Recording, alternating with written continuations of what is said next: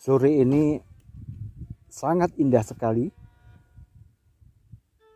Matahari udah mau tenggelam dan sunset begitu sangat indah. Tapi di sore ini saya tidak akan membahas sunset atau keindahan alam ini, tetapi saya akan membahas sesuatu sastra peninggalan dari leluhur kita semua, leluhur saya dan leluhur Anda.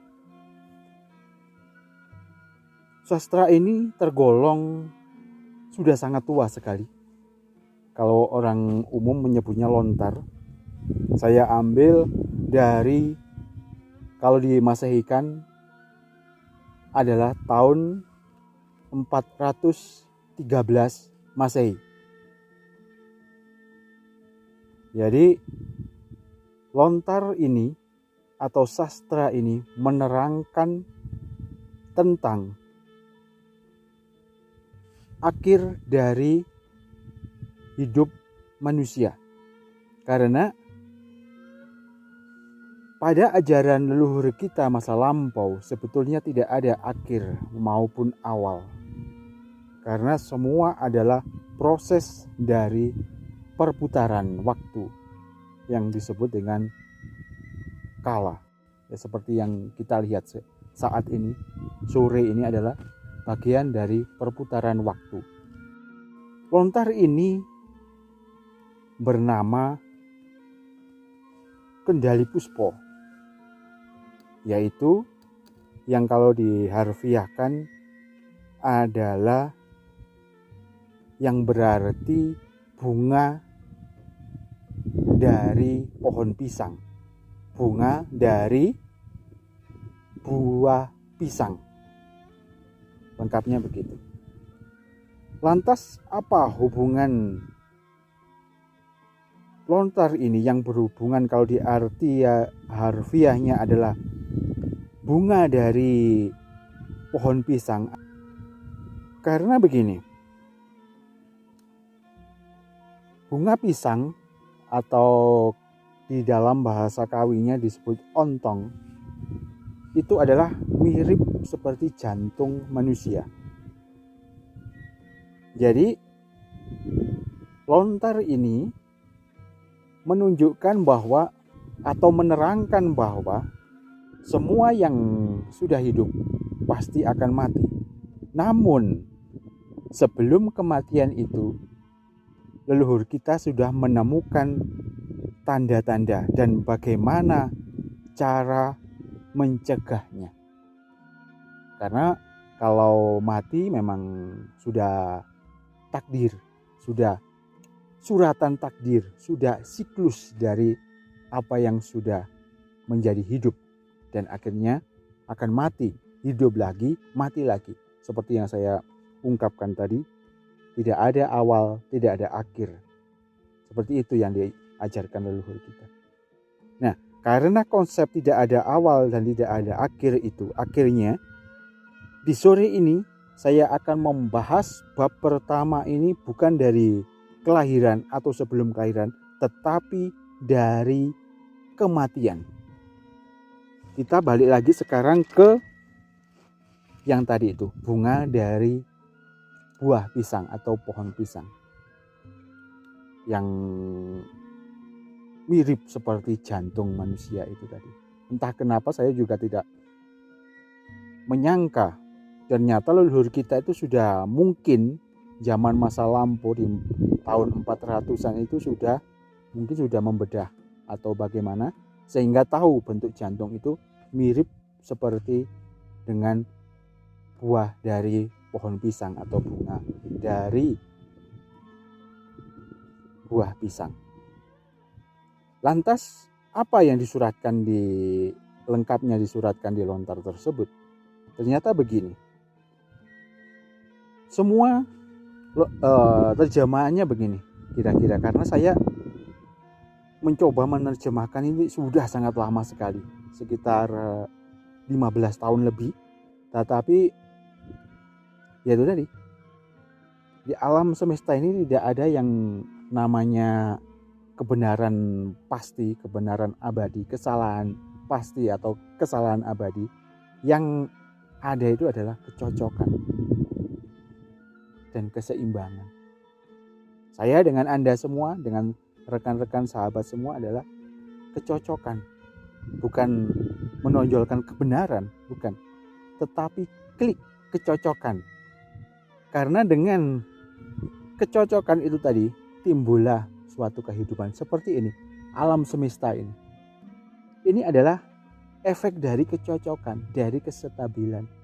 Akhirnya ada matahari terbenam, ada matahari terbit besok pagi. Siang bukan berarti benar, malam juga bukan berarti salah, kan gitu. Jadi sekarang kita kembali ke pokok utama tadi. Yaitu tadi, saya sangat respect sekali ternyata leluhur kita itu sudah mengetahui bentuk jantung di tahun 400-an Masehi. Akhirnya begini,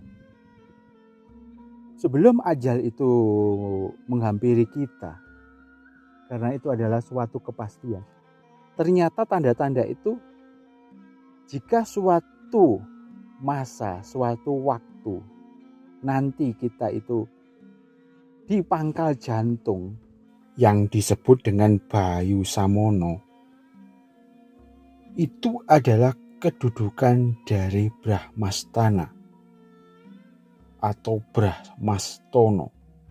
Adapun yang dimaksudkan dengan Brahmastana tersebut sesungguhnya tiada lain adalah jantung itu sendiri. Itulah yang menjadi sebab musababnya apabila akan meninggal kita. Maka dengan demikian jantung tersebut akan menjadi atau akan terasa sangat panas sekali. Pita yang berwarna kuning tersebut secara perlahan-lahan akan menjadi seperti sedang mengalami kelayuan. Sedangkan yang dimaksudkan dengan pita tersebut sesungguhnya tiada lain adalah empedu itu sendiri. Itulah yang menjadi sebab musabab terjadinya keadaan seperti berikut, yaitu sepasang mata yang ada tidak lagi akan mampu melihat adanya jagat raya dengan segala isinya yang nampak berwarna. Kemudian ludah yang ada di sekujur lidah tidak akan bisa lagi keluar dari pangkal dan dari ujung lidah itu. Akan terasa seperti menjadi kaku sepasang lutut yang ada ini dan tidak lagi merasakan segala macam rasa. Kemudian udara pun seakan-akan sedang ditinggalkan oleh rapatnya ubun-ubun yang ada di atas kepala. Maka dengan demikian, satu padukanlah hidup diri kita pada saat-saat yang seperti demikian itu. Yang dimaksudkan dengan hidup sesungguhnya adalah penglihatan. Maka dari itu, hendaknya satukanlah atau pertemukanlah ujung pandangan matamu dengan ujung hidungmu.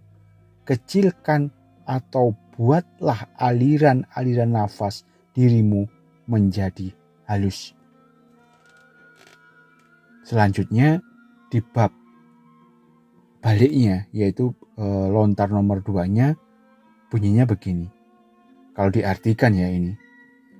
Setelah dengan baik dan dengan benar oleh dirimu dapat merasa-rasakan, maka untuk selanjutnya janganlah hendaknya sampai membiarkan pikiran tersebut menjadi bingung kembali.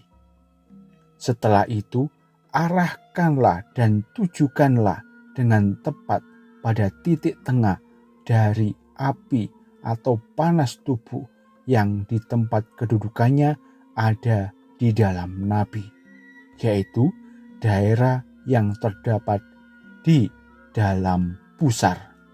Di tengah-tengah hangat atau panas itu tadi, yaitu di nabi yang disebutkan terdapat di dalam pusar tersebut, ada sosok yang kelihatannya memiliki sebuah bentuk menyerupai nyala dari sebuah lampu, namun tidak ada memiliki asap sama sekali.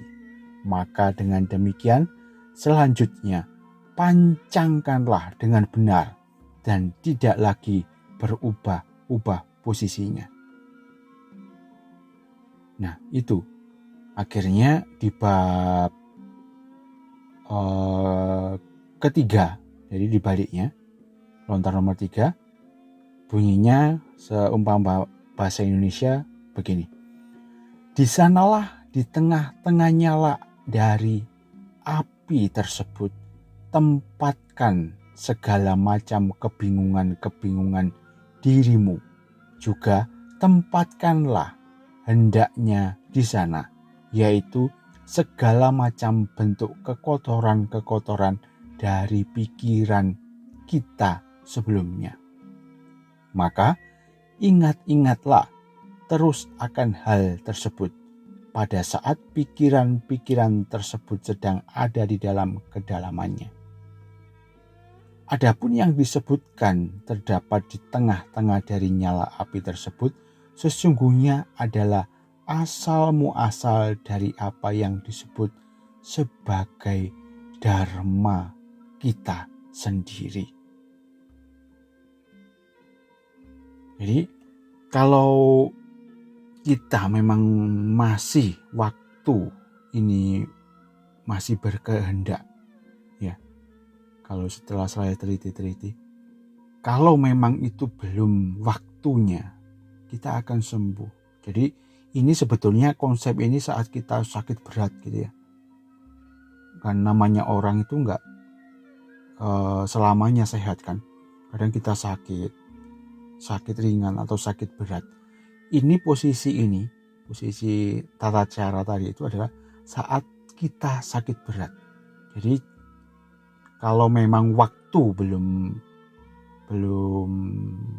waktunya habis dan alam semesta masih memberikan waktu untuk kita untuk hidup, tentunya dengan cara itu niscaya kita akan sembuh dari penyakit yang sangat mematikan tersebut.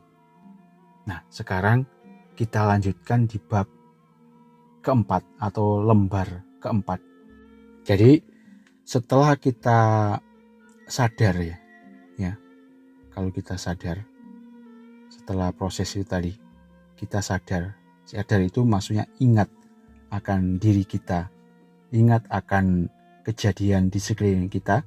Kalau kita masih dalam keadaan itu, maka langkah selanjutnya adalah ini di nomor 4 ya.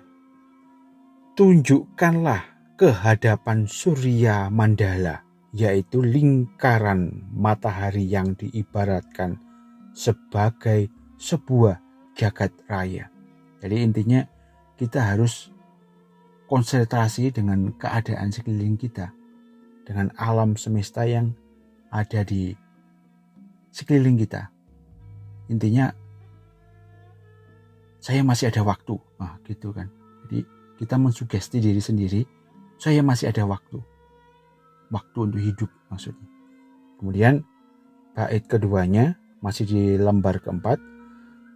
Bergerak dari Surya Mandala tersebut, tunjukkanlah ke hadapan Chandra Mandala, yaitu lingkaran bulan yang diibaratkan sebagai nafas yang kita hirup. Bergerak dari Chandra Mandala tersebut, tunjukkanlah ke hadapan apa yang disebut sebagai Sukla Mandala, yaitu lingkaran Sukla. Yang dimaksudkan dengan Sukla tersebut adalah Sang Hyang Amerta Rasa itu sendiri. Adapun wujud penampakan dari yang disebut-sebut sebagai Sang Hyang Amerta Rasa tersebut sesungguhnya adalah berwarna putih bening yang berkilau-kilauan cemerlangnya. Itulah yang sesungguhnya disebut sebagai rahinosodo, yaitu siang yang tidak akan berganti lagi dengan malam. Itu adalah rasa dari apa yang disebut sebagai kebahagiaan yang tidak akan pernah kembali lagi pada kedukaan. Jadi itu intinya keyakinan bahwa kita masih akan diberi waktu. Kemudian ini lembar kelima, bahasa Indonesianya begini. Setelah semua itu dilalui, maka dengan demikian untuk selanjutnya tunjukkanlah kehadapan yang namanya Bathara Guru tersebut, maka hendaknya bayangkanlah Bathara Guru tersebut sehingga menjadi nyata di dalam pembayangan itu. Maka dengan demikian akan muncul wujud penampakan dari beliau Bathara Guru.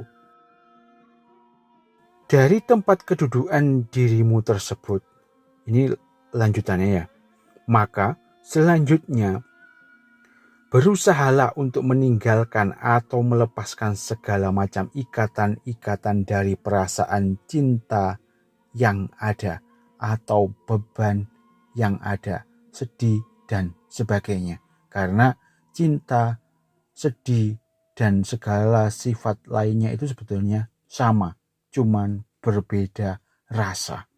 Maka dengan demikian dirimu sendiri akan bisa memasuki keadaan yang disebut sebagai sunya atau kekosongan.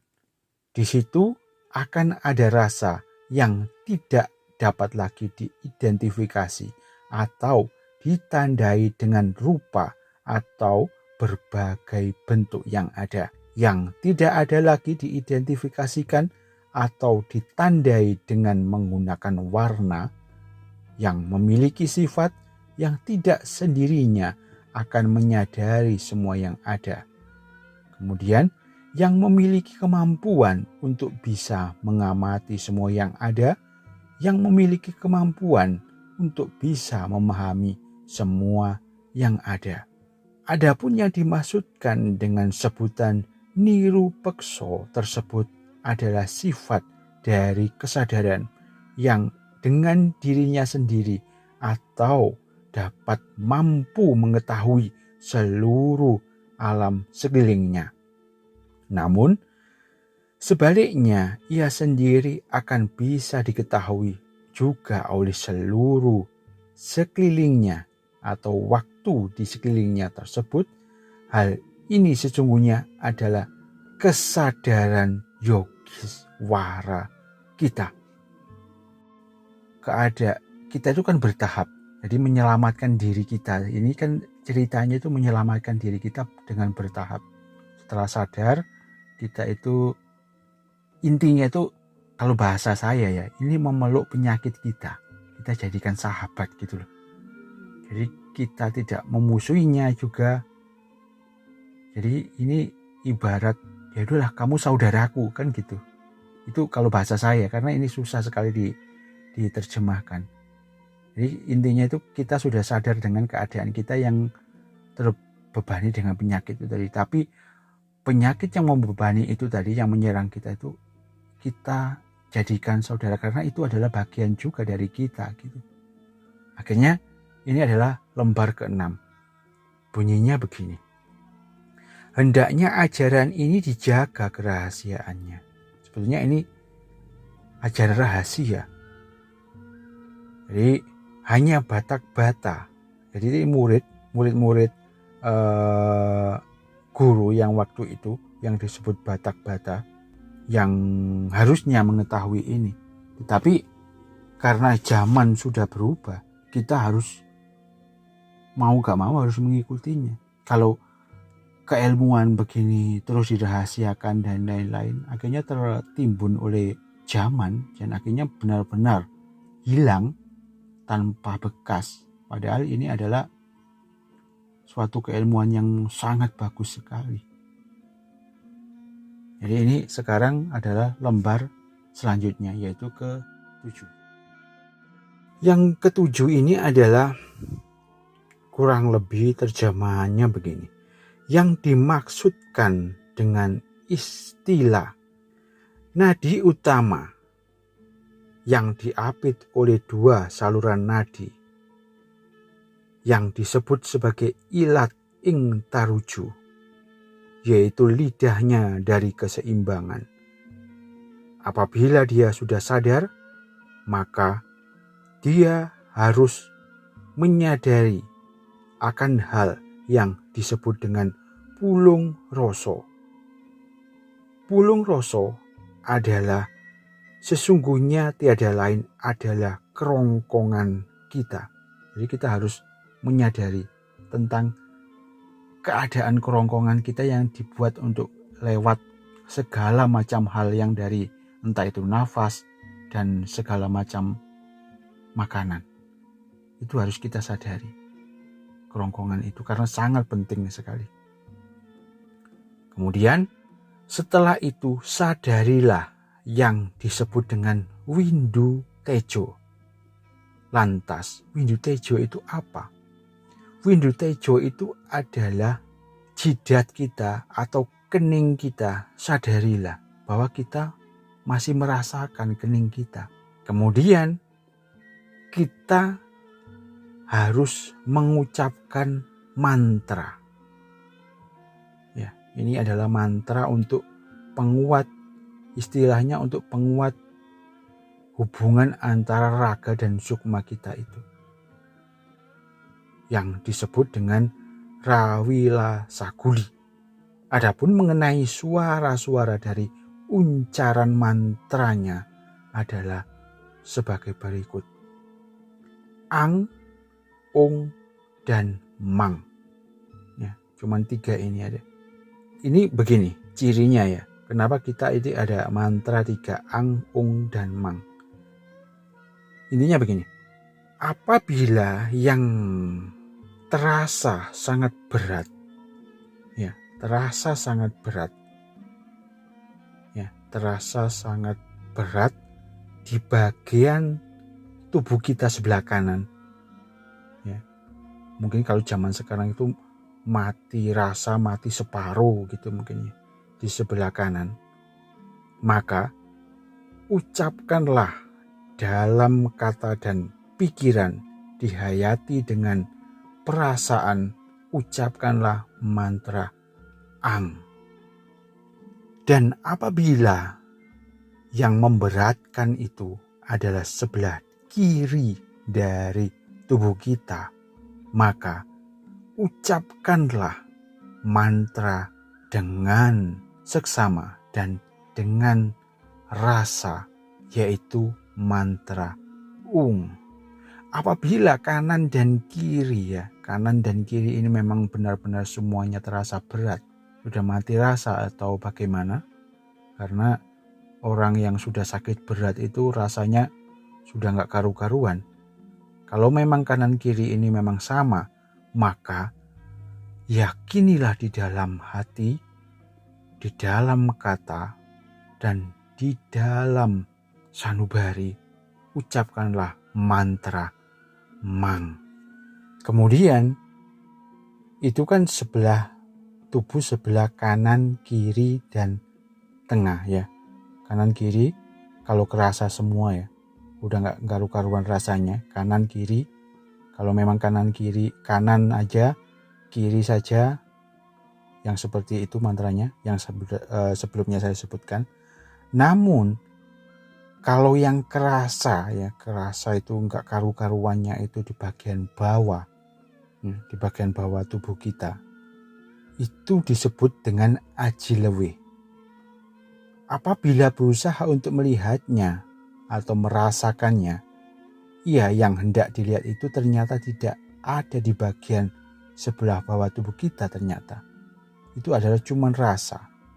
Demikian pula, yaitu tidak ada di bagian sebelah atas sebenarnya, yaitu terdapat pada bagian di dalam apa yang disebut gambiro anglayang. Jadi kalau yang kerasa itu di bagian bawah tubuh kita ya, tapi kita tidak bisa merasakan di bagian mana.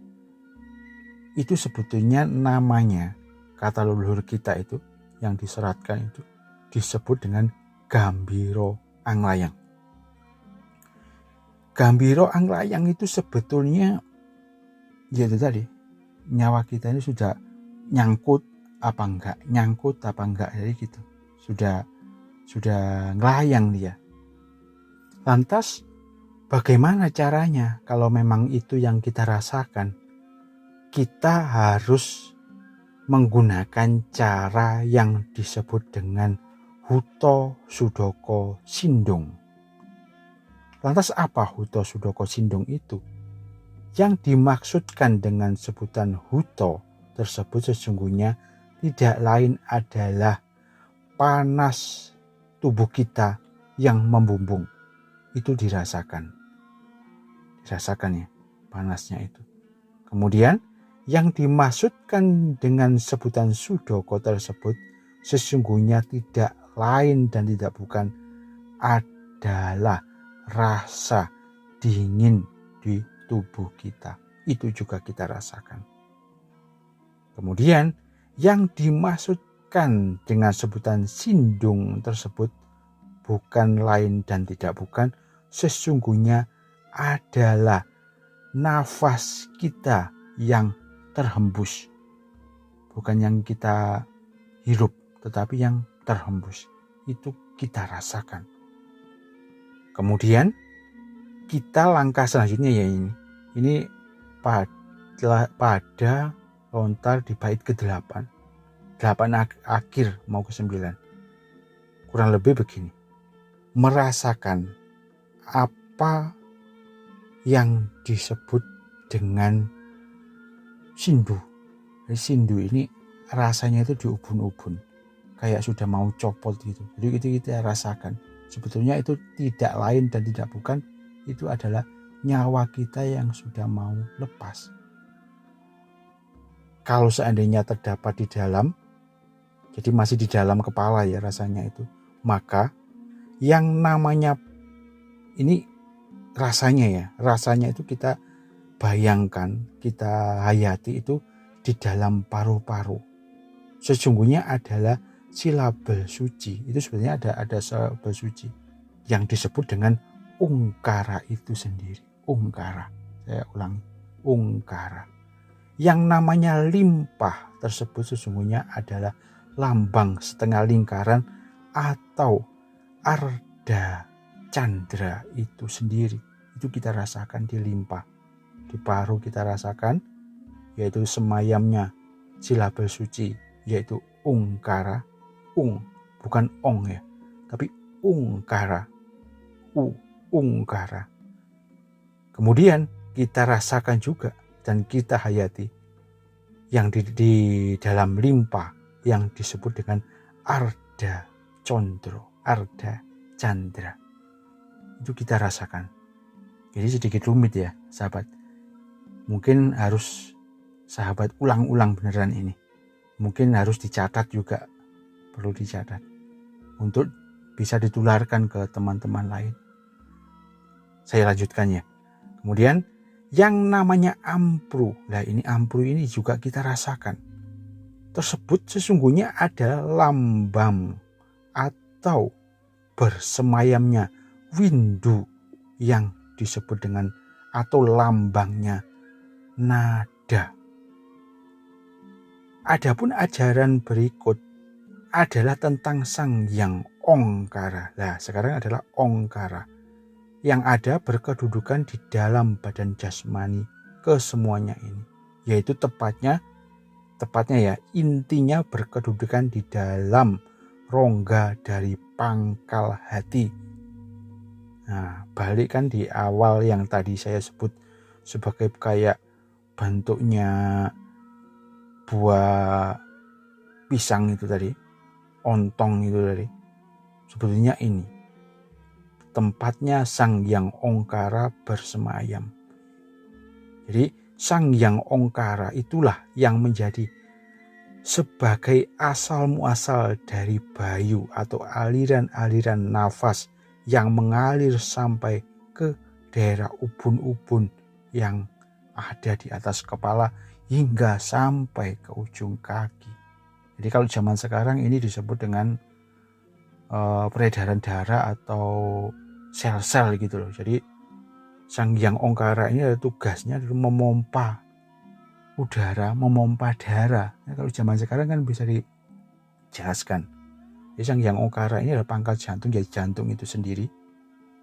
Bersemayamnya Sang Hyang Ongkara, tugasnya adalah memompa darah dan oksigen yang semuanya yang disebarkan ke ujung sampai ujung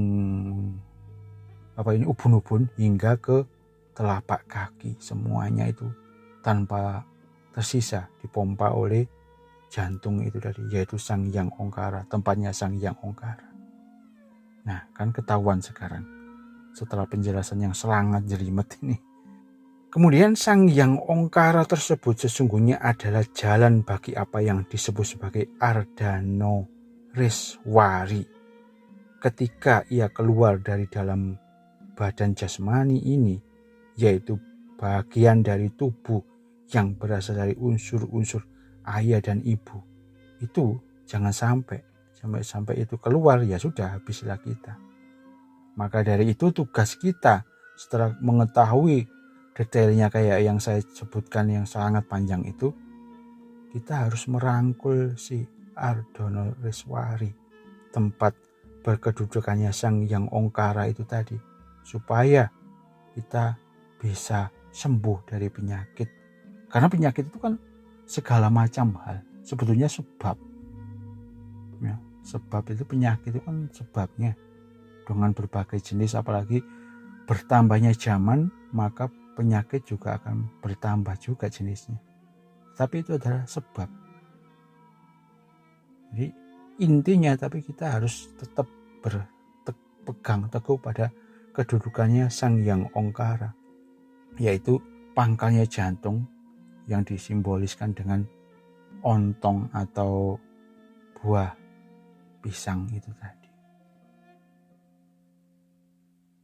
Begitu sahabat. Jadi Kendali Puspo ya, yaitu arti harfiahnya itu adalah ontong atau pisang, yaitu buahnya pisang yang gumandul itu, yang di bawahnya buahnya itu, yang biasanya berwarna merah hati. Intinya itu, kita harus menjaga Sang Hyang Ongkara, tempatnya kedudukan Sang Hyang Ongkara, yaitu di jantung, pangkalnya jantung itu, supaya tetap dia bersama kita. Kita harus menyadari dengan segala cara yang saya sebutkan panjang sekali itu tadi. Catat ya sahabat ya, semoga berguna dan bisa tersampaikan atau ke teman-teman kita, keluarga kita, apalagi di zaman pandemi yang belum berakhir ini. Semoga semua selamat, teman semua, sahabat, keluarga Anda semua, dan semuanya supaya selamat. Itu yang saya harapkan itu. Jadi semoga alam semesta ini bersama kita menyetujui dan memberi welas asih kepada kita semua selamat. Intinya itu. Ya sahabat, semoga bermanfaat. Kita berjumpa lagi di pembahasan lainnya. Salam.